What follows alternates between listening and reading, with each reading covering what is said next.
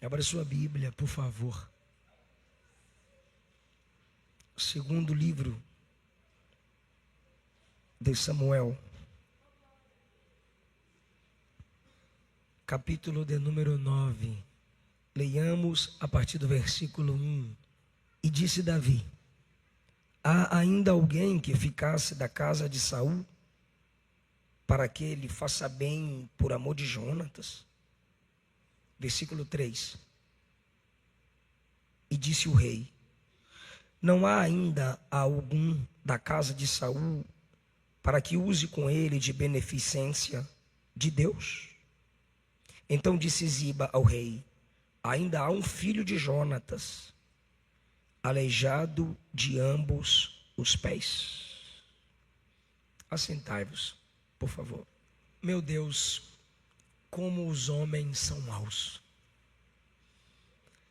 E a malignidade humana se multiplica. Conforme Jesus ensinou em Mateus 24, que o amor de muitos nos últimos dias se esfriaria, Paulo confirmou a Timóteo que nos últimos dias os homens teriam amor, mas por si mesmos e não pelo próximo. Na nossa humanidade, algumas pessoas acham comum, legal, bonito zombar, escarnecer. Um pai pega uma criança de 4 anos e lança do quarto andar. Uma mãe sai de casa para a boate e deixa seus 2 filhos trancados, acorrentados, corrente na porta, para que eles não saiam, pensando ela que a segurança deles é aquela corrente e não a presença deles, e não a presença dela. E ela vai para a noitada, deixa as 2 crianças em casa, e quando chega o amanhecer, as crianças estão mortas, o bujão explode e a casa pegou fogo.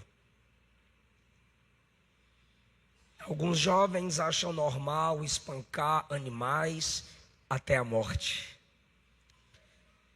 No interior de Goiás, bandidos entram na casa de um casal de idosos para roubá-los, abusa deles sexualmente e os mata. Mas existe um lampejo de misericórdia.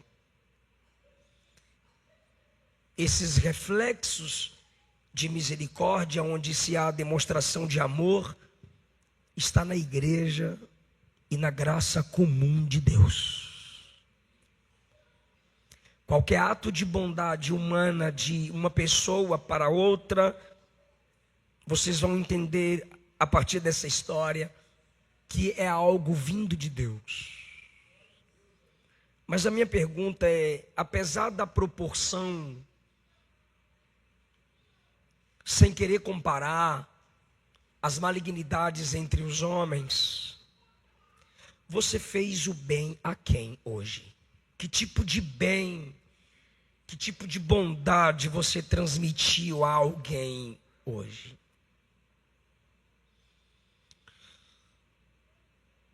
Eu quero falar sobre a bondade de Davi para com Mefibosete. Antigamente, quando um novo rei assumia o reinado, toda a família do rei anterior morria. A família do rei anterior é a família de Saul. Logo, o rei anterior é Saul. E o filho de Saul é Jonatas, que era amigo de Davi. E antes que morresse numa guerra com seu pai, Jonatas e Saul, antes que Jonatas morresse numa guerra com seu pai Saul, sabendo ele que Davi seria o próximo rei de Israel, ele fez uma aliança com Davi e disse: se eu morrer, cuida dos meus, não deixa apagar a minha linhagem, não nos destrua. E Davi disse: eu prometo. Se eu morrer, você protege minha casa, mas se você morrer, eu protejo a sua. E firmaram uma aliança. Só que Davi assume o reinado no capítulo 5.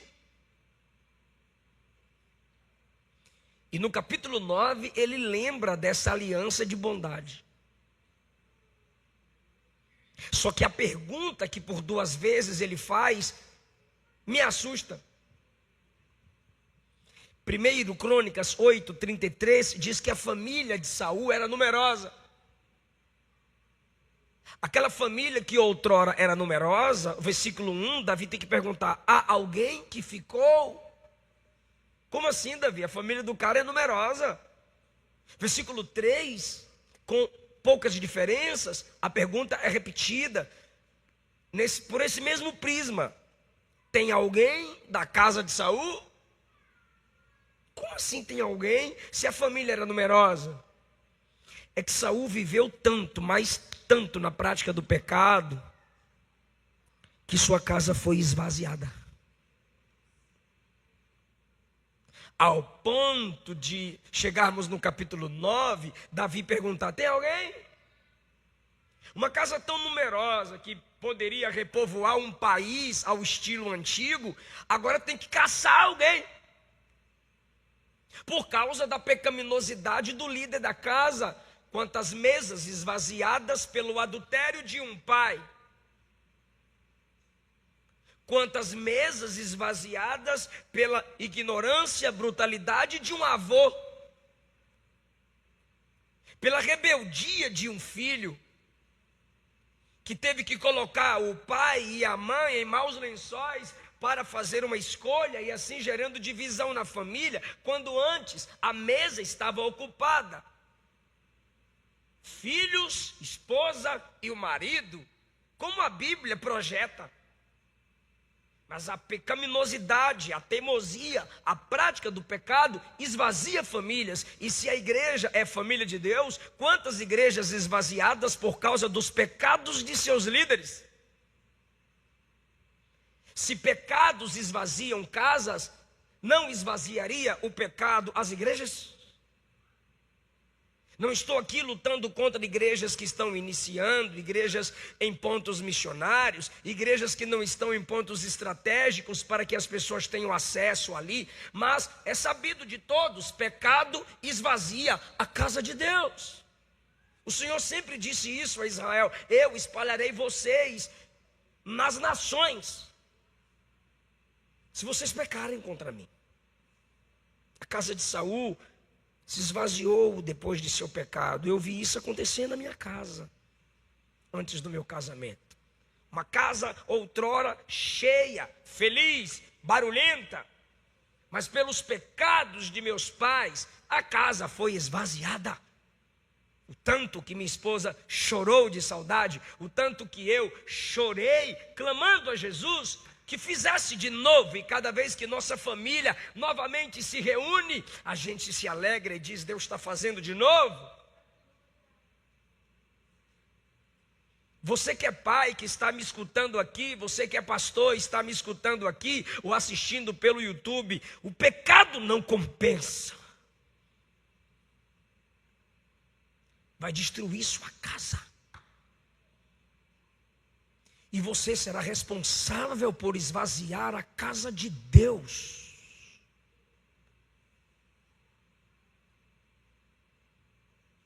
A casa de Saul, outrora tão volumosa, agora tem que se perguntar: escapou alguém?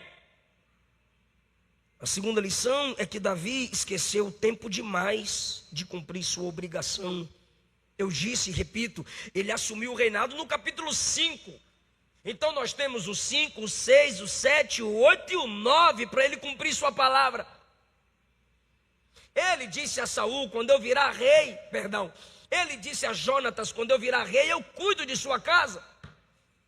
Agora tem um menino morando em Lodebar, terra de esquecimento, isolado de tudo e todos, que as suas pernas foram quebradas. Por quê? Porque quando Saul e Jonatas morreram, a empregada ouviu dizer: Saul e Jonatas morreram, as colunas da casa caíram. Ela pegou o bebê e disse: eu preciso proteger o menino, 5 anos de idade. E ela vai correndo, tentando proteger o menino, e tropeça e deixa o menino cair, e ele quebra ambas as pernas, enquanto alguém tentava protegê-lo. Eu já vi alguém criticar essa mulher: quebraram as pernas do menino, gente irresponsável. Não, ela estava cuidando do menino, ela também tropeçou. Às vezes a gente tropeça, erra, tentando acertar. Ela só queria protegê-lo, porque se um rei morria, outro rei assumiria o seu lugar e mataria todos da casa. Então ela se antecipa e diz: eu vou proteger o menino que eu cuido. Não foi culpa dela, mas também não foi culpa dele. Agora ele já está adulto, já tem um filho. Em Lodebar ele é filho de Jonatas, ele é filho de príncipe, ele é neto de rei. Não foi Davi que destruiu a família de Saul. A família de Saul imitava os pecados do pai. E iam guerreando entre si, sedentos por sangue, com ódio de Davi. Quantas crianças marcadas pelas pernas quebradas? Quantos adolescentes marcados pelas pernas quebradas ainda na infância? Quantos jovens lembrando ainda de suas pernas quebradas ainda na infância? Perderam tanta coisa, seus pais tiraram deles, ou amigos de seus pais, com brincadeiras malignas, com toques excessivos, com abusadores, com pastores. Quantas vezes eu querendo uma oportunidade para cantar um hino e eu era ignorado? Quantas vezes eu cheguei na porta de uma igreja agendado para pregar com 12, 13 anos, e do púlpito o pastor dizia: menino, não prega na minha igreja. Meu filho já foi expulso de um púlpito no interior de Goiás, porque o pastor disse: criança não sobe no altar. A netinha dele queria subir do púlpito, meu Deus do céu. Minha neta não sobe no altar, que é santo. Mas a sua neta é mais santa que tu, miserável.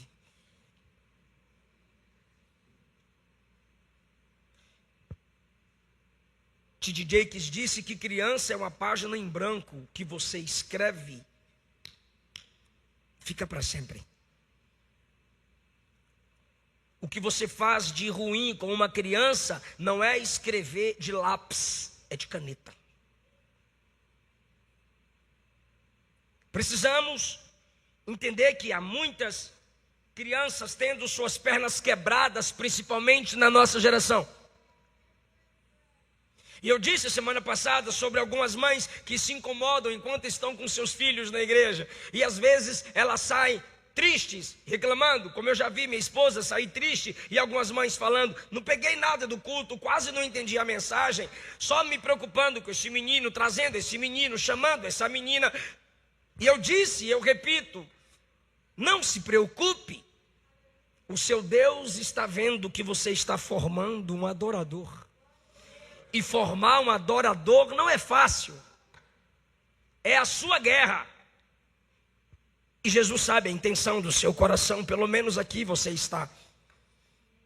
Que nós fortaleçamos as pernas das nossas crianças, ensinando-as a caminhar nos caminhos de Deus. E não quebremos suas pernas. Porque essas marcas serão mais difíceis de serem removidas quando são feitas ainda na infância. E se tem alguém aqui cujas pernas foram quebradas na infância, tiraram de você a possibilidade de caminhar mais, de chegar mais longe, de ser mais livre psicologicamente, espiritualmente, mentalmente, falando, fique em paz. Davi passou, mas o Deus de Davi é o mesmo e ele vai te encontrar. Ele vai sarar a sua alma, ele vai cumprir as promessas e ele não te deixará esquecer. Você ainda é príncipe. Quem pode dar glória a Deus por essa palavra? Voltando para Davi, bora bater em Davi. Se Davi fez a promessa, por que ele demorou tanto para cumpri-la? É porque Davi é igual a gente. Davi demorou para fazer o bem. Se você ler a partir do capítulo 5 ao 9, Davi está só metendo espada, guerreando, expandindo o seu reino, destruindo exércitos, completando o que poderia já ter sido concluído no livro dos Juízes. Mas como Josué e os outros libertadores não destruíram os inimigos da terra prometida, Davi está concluindo. E o negócio dele é matar, matar, matar, destruir, derrubar, matar. E está crescendo o reino, mas quando acabam as guerras, a gente chega no capítulo 9 e no versículo 1 é ele falando consigo mesmo, ele é poeta. Ele é um guerreiro poeta, ele é um rei reflexivo. Então ele diz consigo mesmo: há ainda alguém, disse Davi. Me ajude, diga, disse Davi. Olha a diferença do versículo 3. Disse o rei, diga o rei. Por que no versículo 1 não tem o título, mas no versículo 3 tem? É porque no 1 é o simples Davi, não é o rei, não é o líder, não é o pastor. Não se evoca o título, pois ele não fala como alguém que lidera, ele fala como alguém que é. Não é o Davi da espada, não é o Davi guerreiro, não é o Davi da coroa, é o Davi mesmo. Então ele mesmo fala consigo mesmo: será que tem alguém da casa de Saul para que eu use com ele da benevolência de Deus? Versículo 1, eu quero ler o 1, coloca o 1, por favor. E disse Davi, aqui ó, sem título, sem pompa: há ainda alguém que tenha ficado da casa de Saul para que lhe faça benevolência por amor de Jonatas? Por amor de Jonatas. Por que Jonatas? Porque ele está lembrando da aliança que ele fez com Jonatas. Mas pelo menos lembrou, antes tarde do que nunca. O que isso tem a ver com a minha vida, pastor? Tudo. Talvez você tenha se esquecido de ter feito o bem a alguém ontem, hoje, e você está aqui no culto. Mas você pode se lembrar agora que você deveria ter feito o bem a alguém. Você pode, depois do culto, mandar uma mensagem no WhatsApp. Você pode mandar um áudio. Você pode gerar lembranças e boas. Você pode compartilhar a live antes tarde do que nunca. Então é bom de tempo em tempo refletirmos se há alguma promessa que beneficia alguém, ou alguma obrigação, ou alguma atitude que já deveríamos ter feito e ainda não fizemos. Eu já contei isso, mas não aqui. Eu e minha esposa conhecemos o projeto da missionária Kellen Gaspar. E a gente prometeu que daria uma oferta mensalmente. Campos Brancos é o nome do projeto. E eu disse a ela: devido à minha correria, que eu viajo muito, sou co-pastor no Campo Central em Goiânia, e eu tenho que estudar, eu tenho que escrever, e tenho 20 mil alunos online, eu preciso dar aula para eles, e eu estou lançando uma coleção baseada no Antigo Testamento, e meus outros compromissos, então eu preciso que a irmã me lembre todo dia 5, para que eu envie a oferta missionária. Ela disse: tá bom, e já mudou de assunto, eu até achei ela ignorante. Falei: meu Deus, eu falei com tanta pompa que eu quero ajudar, e ela: tá bom, e já mudou de assunto. Passaram-se 30 dias, 60 dias, 90 dias, e eu estava orando. E enquanto eu estava orando por missões, orando pelos missionários, me veio à mente o projeto da Kellen Gaspar. E eu comecei a orar pelo projeto da Kellen Gaspar. E enquanto eu orava pelo projeto da Kellen Gaspar, o Espírito Santo me fez viajar. Eu e Luana pegamos o voo, descemos em Belém e viajamos umas 3 horas até um local que tinha um barco. E pegamos um barco e depois pegamos uma lancha. O negócio subia e descia, papu. E a Luana: Jesus, meu Deus do céu. E eu dizia: em tuas mãos entrego o meu espírito, se for agora eu não sei nadar. E a gente naquela luta, e chegamos. E eu pensando, refletindo, o Espírito me colocou ali na mesa onde Luana, a Kellen, nós conversávamos, e eu dizendo: me lembra, e ela não me lembrou.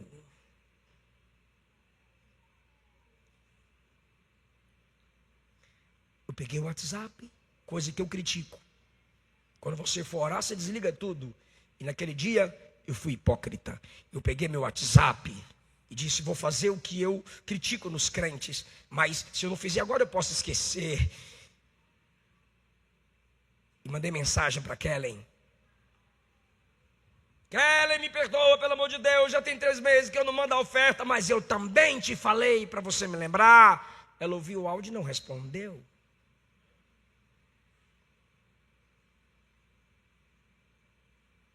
Quando fui me perguntar, e perguntar a ela mesma: por que a irmã não responde? O Espírito de Deus me deu a resposta. E Ele falou em meu coração, me corrigindo: quem precisa te lembrar do dia do seu cartão de crédito? Quem tem que te lembrar do dia do pagamento da sua internet?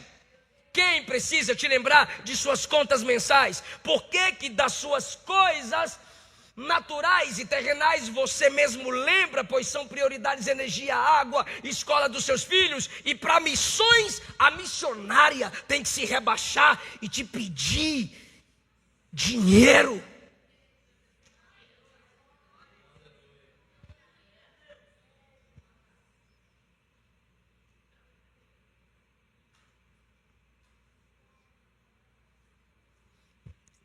Eu queria me eximir da responsabilidade.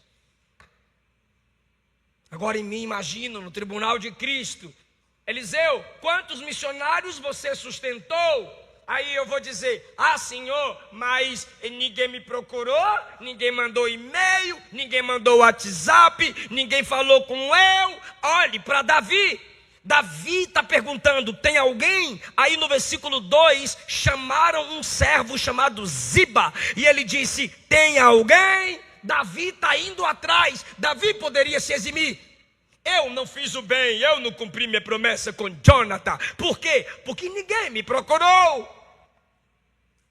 Quem quer fazer o bem não precisa ser procurado. Vai atrás. Você não caça problema? Quanto custa você também caçar, abençoar a vida de alguém? Dá um jeito. Você não é tão maligno. Você não é tão má. A graça de Deus ainda está sobre a sua vida. Davi está dando um jeito de fazer o bem. Ele procurou a oportunidade. Em vez de dizer, chegar no céu eu falo para Jonathan: ó, Jonathanzinho, ninguém procurou eu. Não, ele foi atrás. Dá um Google e conheça os projetos missionários.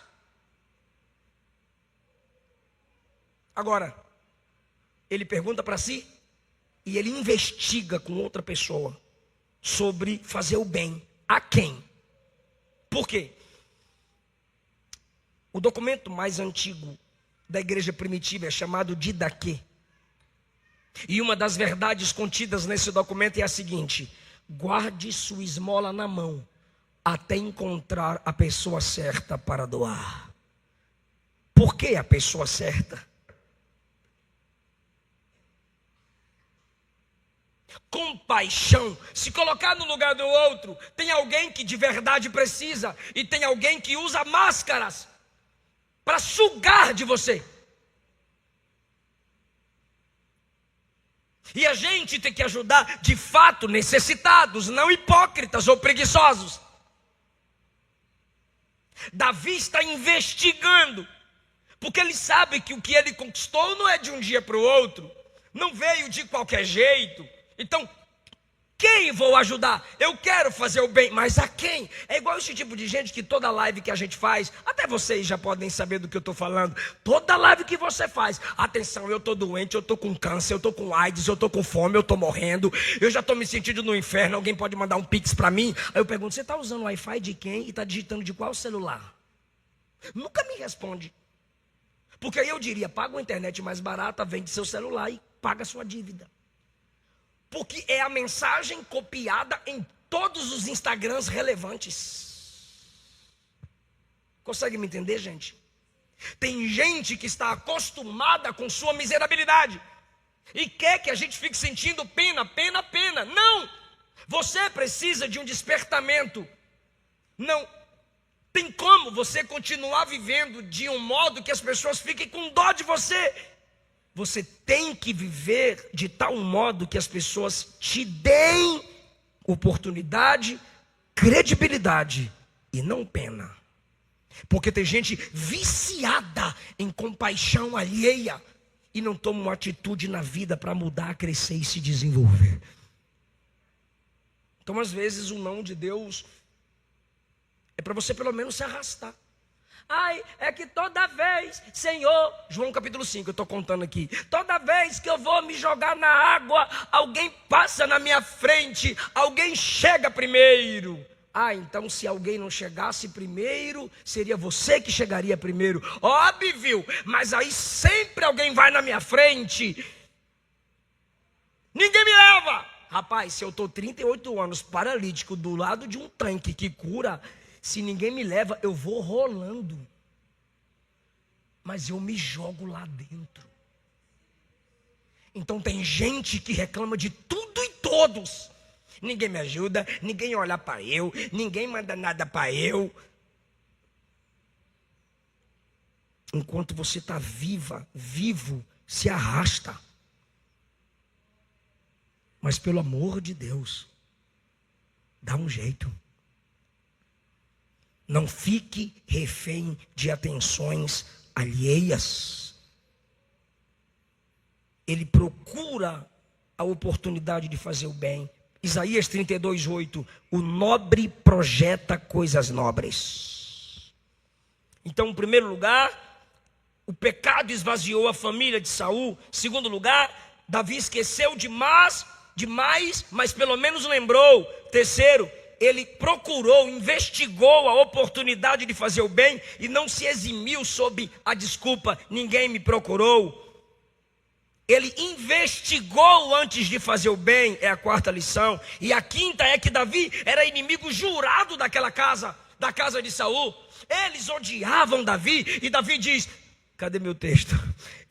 E Davi diz, tem alguém aí para eu me vingar? Tem alguém aí para eu provar que eu sou rei? Não, tem alguém aí para eu demonstrar amor? Porque ainda que façam o mal a você, é você que escolhe se quem te fez o mal te tornou tão mal quanto ele. 1 Pedro, capítulo 3, versículo 9. Não tornando mal por mal, injúria por injúria, antes pelo contrário, bem dizendo, sabendo que para isso o que, Pedro? Para sofrer injúria pelo nome de Cristo, sabendo que para isso fostes chamados. Sofrer pela causa de Cristo e não devolver na mesma moeda. Não é fácil não, irmão.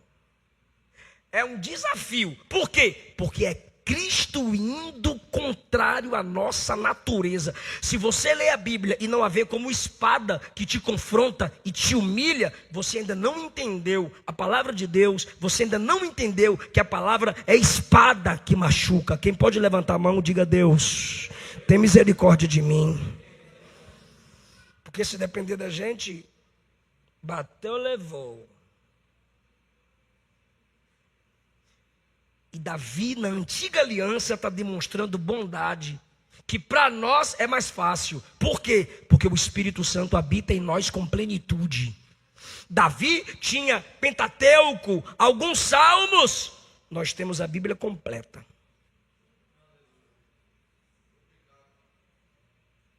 A quem mais é dado, fala, mais será cobrado.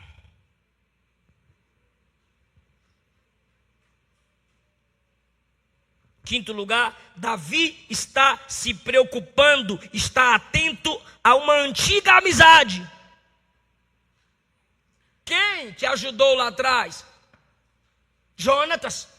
Quem tirou as armas e te ajudou nas batalhas? Jonatas. Quem guerreou com você ou te deu estratégias? Jonatas. Hoje você é rei, hoje você está no trono. Você se lembra das antigas amizades?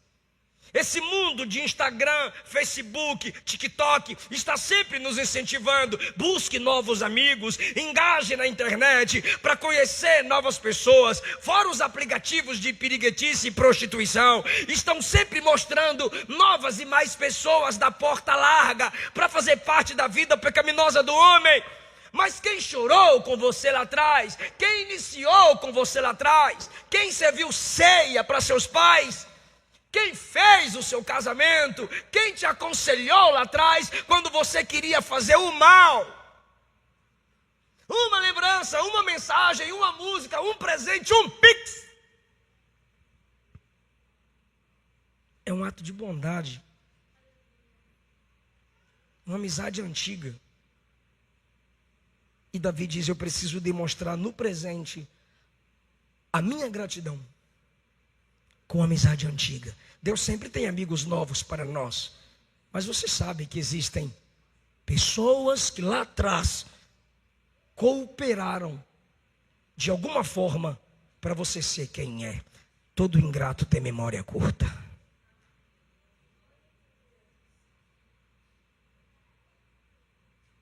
Sexto lugar, projeta o versículo 3, por favor. Quem está entendendo a palavra? Meu Deus do céu, até pregando sobre bondade, eu estou com cara de estressado, mas não estou não. Olha lá, versículo 3. E disse o rei, não há ainda alguém. Agora é o rei. Por que disse o rei? Porque tem alguém diante dele. Então ele já precisa demonstrar autoridade. Já é um outro modo de falar. Disse o rei, ainda há alguém da casa de Saul, para que eu use com ele. Eu vou parar e tu continua, não me estressa não. Para que eu use com ele, Não tem vírgula aqui não, meu Deus do céu. Vamos lá. Não há ainda alguém da casa de Saul, para que eu use com ele, Então eu vou perguntar para quem está comigo aqui, benevolência de quem? Não é de Davi, porque ele é mau. É benevolência de Deus. Porque se não fosse Deus, ele não se lembraria. Se não fosse Deus, ele seria ingrato. Assim é com você. Ou tu é o homem melhor do que o homem segundo o coração de Deus? Ou tu é melhor que o homem segundo o coração de Deus? Pode ser. Estamos debaixo da graça. Chegar no tribunal de Cristo a gente vai saber. Mas é beneficência de Deus. Qualquer bondade feita de tu para mim, de eu para tu, ou de tu para alguém e de mim para alguém. Então é a graça de Deus que nos capacita a qualquer ato de bondade. Ninguém aqui é naturalmente bom. Todo homem é mau. Gênesis 8, 21, o próprio Deus que é amor disse, o homem é mau desde a sua meninice. Salmo 51, Davi disse, em pecado fui formado, em pecado eu fui gerado. O nome disso é depravação total, alcançou a humanidade inteira. E contaminou o homem de dentro para fora. Romanos 3, todos pecaram e destituídos estão da glória de Deus. Não há um que faça o bem, permanentemente falando, sozinho, pela sua própria natureza. Davi é sincero e diz, tem alguém da casa de Saul para que eu use com ele de beneficência de Deus? Porque se não é Deus tocando Davi, se não é Deus usando Davi, se não é Deus abençoando Davi, ele não faria o bem a ninguém. Se humilhe em oração e busque graça a Deus. E se Deus me deu essa palavra, é porque Ele quer falar com você. Ele vai te dar graça para perdoar. Ele vai te dar graça para ajudar alguém. Ele vai te prosperar para você exercer o ministério da misericórdia. Alguém pode dar glória a Deus por essa palavra? Beneficência de Deus. É Deus trabalhando em você, apesar de quem é você e através de você. Por que é de Deus? Porque Ele está cumprindo a palavra dEle. Toda a verdade é a verdade de Deus. Deus sempre estará com você na prática da justiça. E os injustos terão Deus como vingador. Beneficência de Deus, porque Davi está imitando Deus. Ele vai ajudar uma casa que não merece. Da mesma forma, Deus ajudando a gente sem nós merecermos. É tudo graça.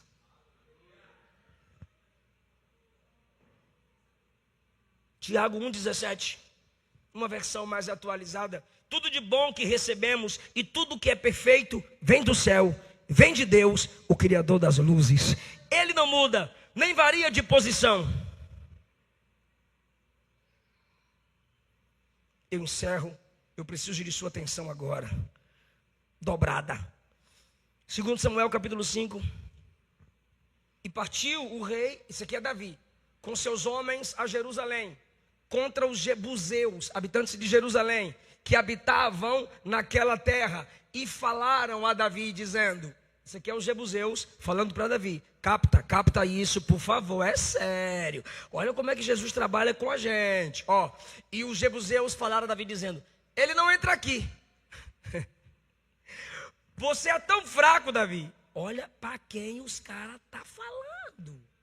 Você é tão fraco, Davi, que os cegos e os coxos te repelirão. Querendo dizer, Davi não entra aqui. Isso aqui é a pressão psicológica da guerra. Davi, tu é tão fraco Tu é um guerreiro tão ruim que a gente nem vai colocar o exército para lutar contra tu. Vamos colocar cegos e coxos, aleijados, para lutar contra você. Tu é tão fraquinho que cegos e aleijados vão impedir a sua entrada em Jerusalém. Os caras tirando onda com Davi. Olhe como é Deus. O que tem Deus aí, pastor? Vai, continua o texto. Ó. Porém, Davi tomou a fortaleza de Sião. Esta é a cidade de Davi.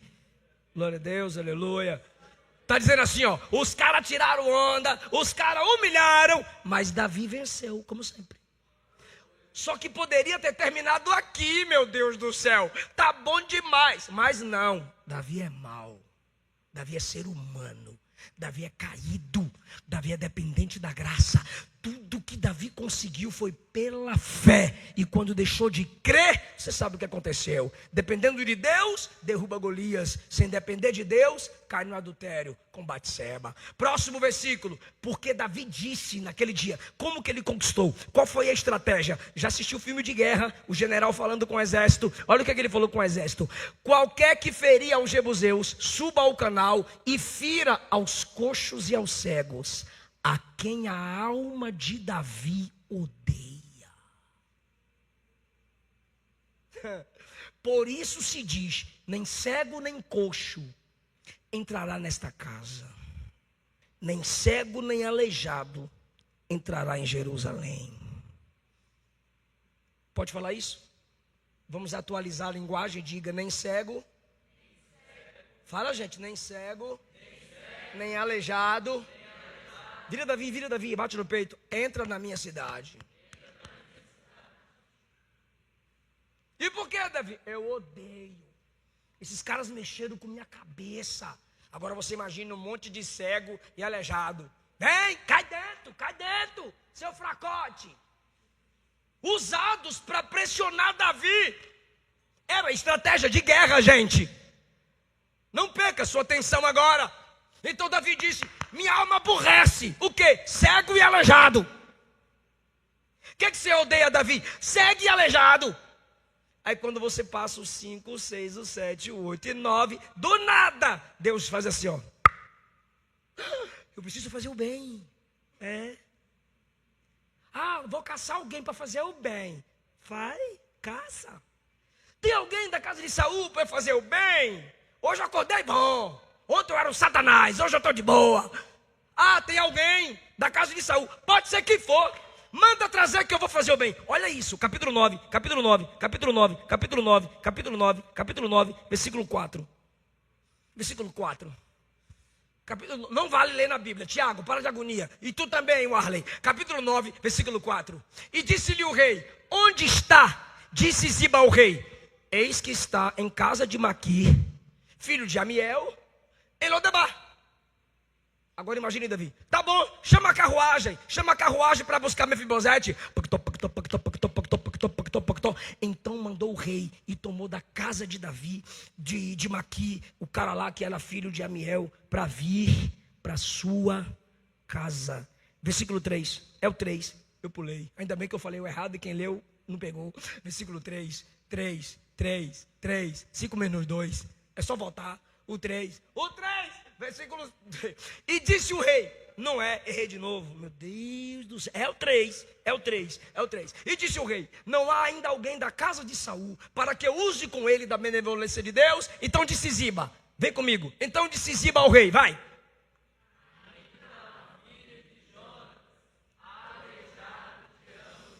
Por que não falou o nome do menino? Ziba era servo de Saul. Ele conhecia a casa, ele sabia onde estava, ele falou o nome de quem está cuidando de Mefibosete. Ele não fala o nome, só que ele diz assim, tem um filho de Jonatas, só que é aleijado.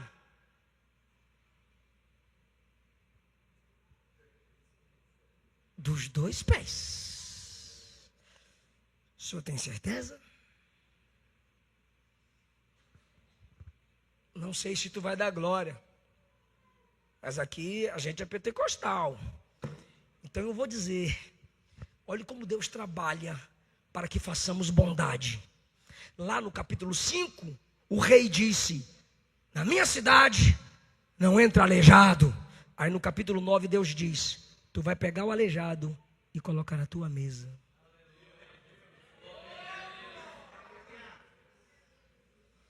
Cuidado com seus ódios. Cuidado com seus menosprezos. Meu Deus, eu não suporto. Agora vou bater no Arley. Meu Deus, eu não suporto petista. E multiplica os petistas na vida do Arley. Tem que chamar eles para a mesa do evangelho. Aí eles vão te odiar ainda mais. Mas prega o evangelho. Filipe Melanchthon disse a Lutero: pregue o evangelho de tal forma que se os homens não odiarem sua mensagem, odiarão você. Qual foi o macho de verdade que já não disse: rapaz, que agonia ficar perto de gay. Oh meu Deus do céu, aqueles caras falando fino perto de mim, falando igual mulher. Rapaz, mas eu fico todo desconcertado. Oh, agonia que dá. Quanto mais a gente falou isso, não é que esse negócio está se multiplicando, meu Deus, para onde tu olha? Os caras estão desmunhecando. E aí, irmão, o que é que tem que fazer? Pregar. Evangelizar. Porque quanto mais você diz, odeio, Deus coloca o aleijado.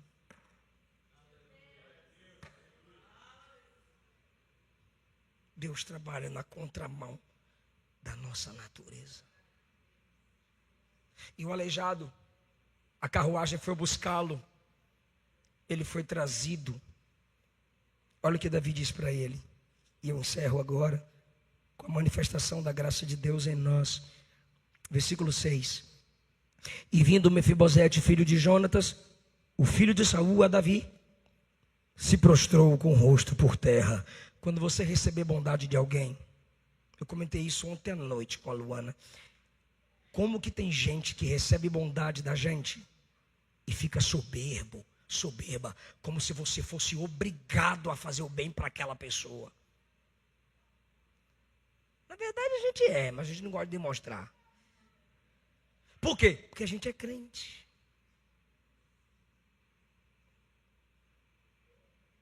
Ontem eu e meu cunhado conversando sobre um assunto. Aí ele, oxe, mas rapaz, se fosse comigo, já estava na cadeia a pessoa. Eu falei, eu não posso. Por quê? Porque ele já me pediu perdão. E à luz da Bíblia, se a pessoa pede perdão e está tentando consertar, eu não posso meter na justiça. Ele, como é que é? Eu falei, eu sou crente. Ele, não dá para mim, não entra, você é doido. Eu falei, ser crente é ser doido mesmo.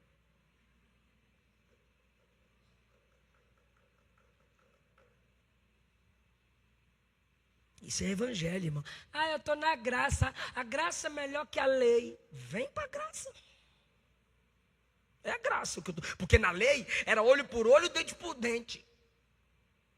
Aí na graça Jesus disse, se tu estiver cego, não fura os olhos do outro não, senão vai ficar 2 cegos.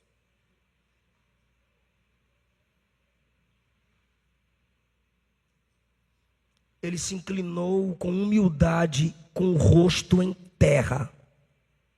E disse, Davi, Mefibosete, ou seja, é o cara mesmo que Ziba falou? Eu não vou fazer essa bondade aqui para qualquer tipo de gente. Não vou colocar na minha casa, na minha mesa, qualquer tipo de gente. É tu mesmo, Mefibosete? Ele disse, eis aqui teu servo. Ninguém é obrigado a manter-se fazendo bem, ministrando graça para gente ingrata. Cuidado, a vingança de Deus uma hora te alcança.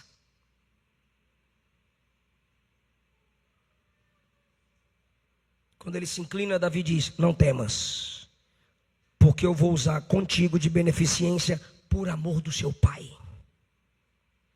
E te restituirei todas as terras de Saul teu pai.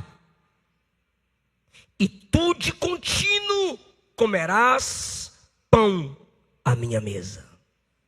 Agora imagine Absalão chegando com aqueles cabelões igual da Luana. Absalão chegando com cabelão bonitão. As filhas de Davi chegando, as meninas bonitona.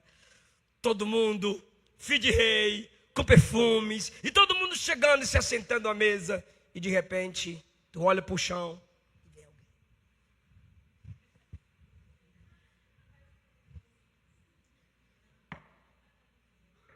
Quem é esse pai? Mefibosete. Filho de quem? Filho de Jonatas. Filho de príncipe. Neto de rei. Fora da mesa, se arrastando. Mas quando chega na mesa, é tudo príncipe. Porque quando estão todos assentados diante de uma mesa, os pés não se mostram. A mesa da graça cobre as nossas pernas tortas e quebradas. A mesa da graça, aleluia, lança para longe os nossos pecados. Assim como o Oriente está longe do Ocidente pela misericórdia dele, ele lança para longe de nós as nossas fraquezas e pecaminosidades. Assim é o Evangelho. O sangue de Jesus é a mesa que cobre os nossos pecados. Eu vou mais fundo para você dar uma glória maior. O sangue de Jesus arranca nossos pecados. Eis o Cordeiro de Deus que tira o pecado do mundo. Todas as nossas deficiências hoje são cobertas. E na vinda do nosso rei, que é mais amor, que ama mais do que Davi. Davi era caído, miserável, pobre, cego e nu. Mas o nosso rei que nos chama para o banquete, para a sua mesa, é santo, santo, santo. E Isaías diz que na vinda gloriosa dele, quando ele estabelecer novo céu e nova terra, não haverá mais coxo. Os coxos saltarão, os aleijados pularão de alegria. E todas as nossas deficiências espirituais serão sanadas, destruídas, acabadas no novo céu e nova terra. Não há mais dor, não há mais pranto, não há mais choro, não há mais maldição, porque não haverá mais pecado. E como não haverá mais pecado, todas as suas deficiências espirituais, todos os nossos tropeços terão sido anulados e viveremos para sempre na mesa dos príncipes. Abraão, Isaque, Jacó, Davi, Pedro, Tiago, João, Paulo, o mais importante, o príncipe da paz, Jesus de Nazaré. Pode aplaudir a Jesus e glorificar o nome dele.